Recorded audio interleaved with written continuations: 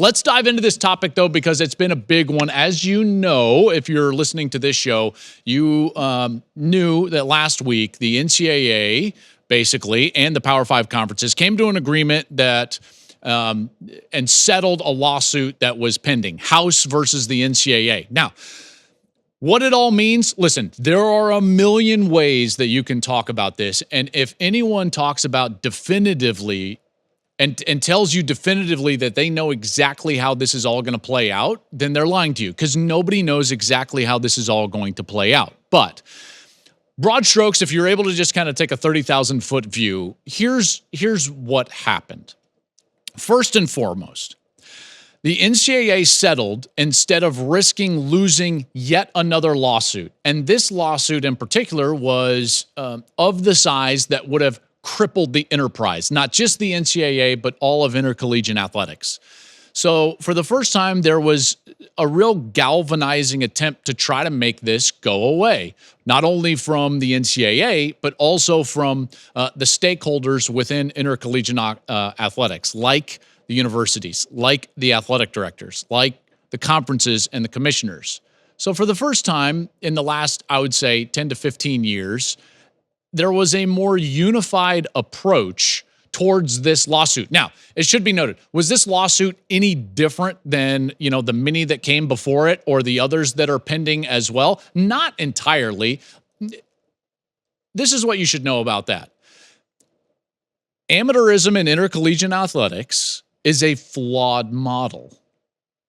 Anytime you've got a flawed model where there's some questionable legality in terms of the rights of the people within that enterprise, if you want to call it that, guess what? You are ripe for litigation. So the NCAA has been sued a number of times. And guess what? Up to this point, they have fought it. Now, they haven't had a ton of unified backing. They've fought it as an organization. And because of that, they have fought and appealed and fought and appealed and lost almost anywhere. Why? Because it's an indefensible model.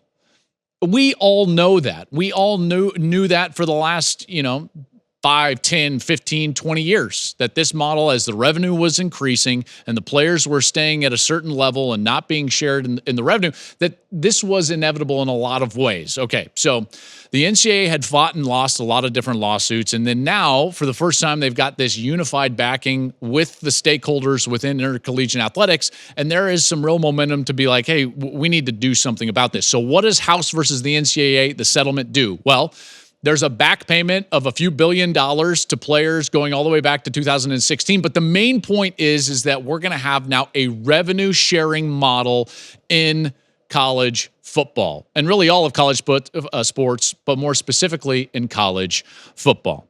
Okay, so that's what it is. We're going to have revenue sharing now. It's starting to change the structure of where the money is coming from. So you have to ask yourself, well, like, why was there this unified backing? Why was there the stakeholders on the same page with the NCAA? Well, because the stakeholders were the ones that are out there in the marketplace trying to operate right now in what is a messy environment. Okay, they're trying to operate in the name, image, and likeness space and the transfer space and everything that has been created through those lawsuits that I was talking about that the NCAA lost. Remember, they have been sued and lost and sued and lost and appealed and lost and all those different things. So what did they do? They had to react. And then they said, hey, NIL is legal all of a sudden. And we got abruptly thrown into this blender that was change in college football and intercollegiate athletics.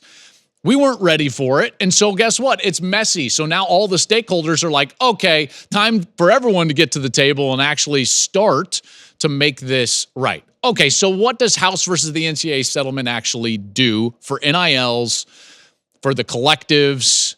What does it change? Let's talk about that for a moment. This lawsuit and the settlement of that lawsuit is going to change the structure in which each university operates their NIL and collective operation. Okay, here's what's happening currently. University goes out and they raise a lot of money, lots of money, between, I would say, some are $5 or $6 million collectives, others are $18 to $20 million collectives. And they're raising that from boosters on an annual basis. so that they can in turn turn around and promise that money to their athletes, most of which are football players, some of which are other revenue sports like men's basketball and in some cases women's basketball as well.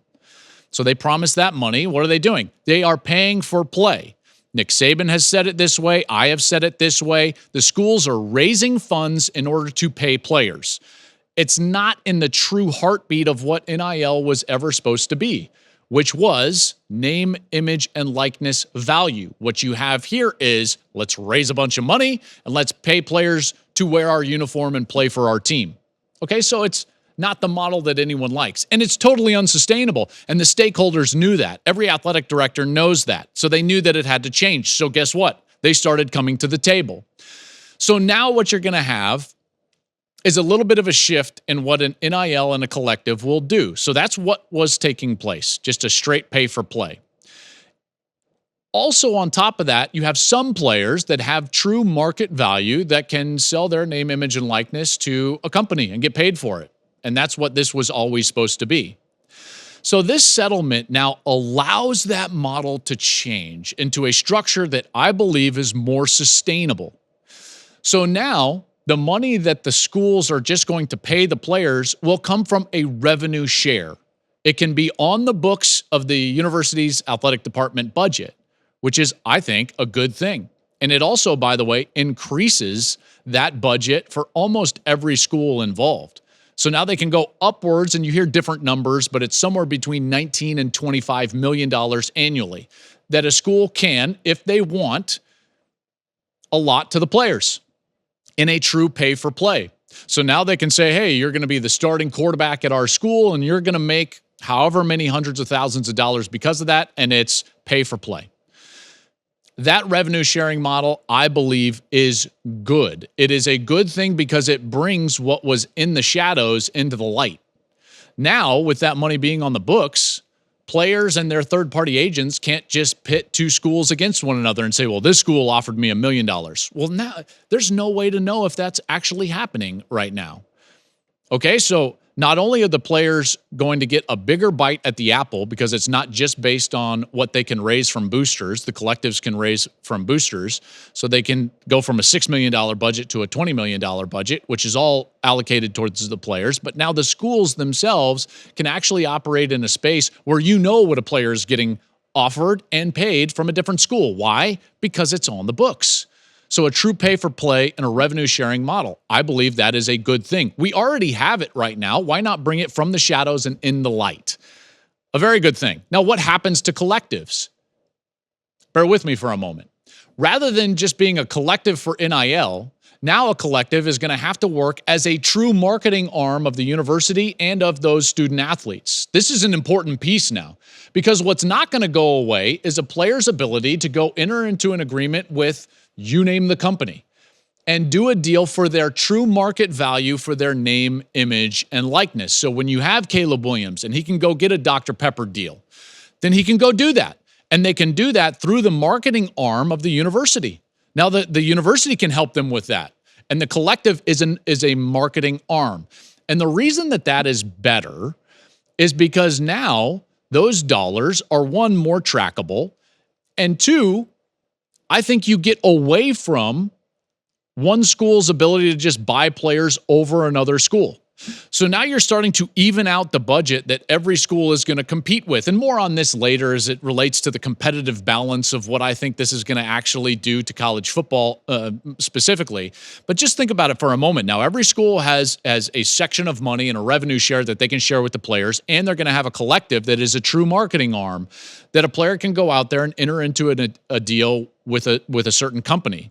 The reason I don't think that you're going to get just a random booster that says, I want to go buy a player. Well, you can't really do that now in this new model that's moving forward. And the reason is because it would have to actually be a company that would have to answer to, in some cases, a board or their investors. That's tracked dollars. You know, Under Armour and Nike can't just go buy every basketball player that they want. Why? They have shareholders.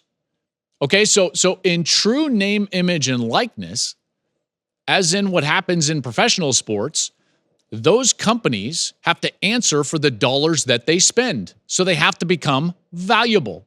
So they're being spent on actual value. So they're being spent on players that actually derive a high value in name, image, and likeness. So it's more a true model of what was intended in the first place.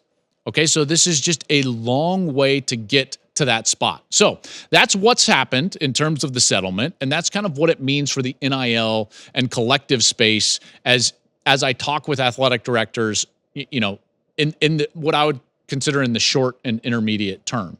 Thank you for watching the Joel Klatt Show YouTube channel. And if you liked this clip, make sure to like it and subscribe to the channel, and you can stay up to date on all of my college football coverage.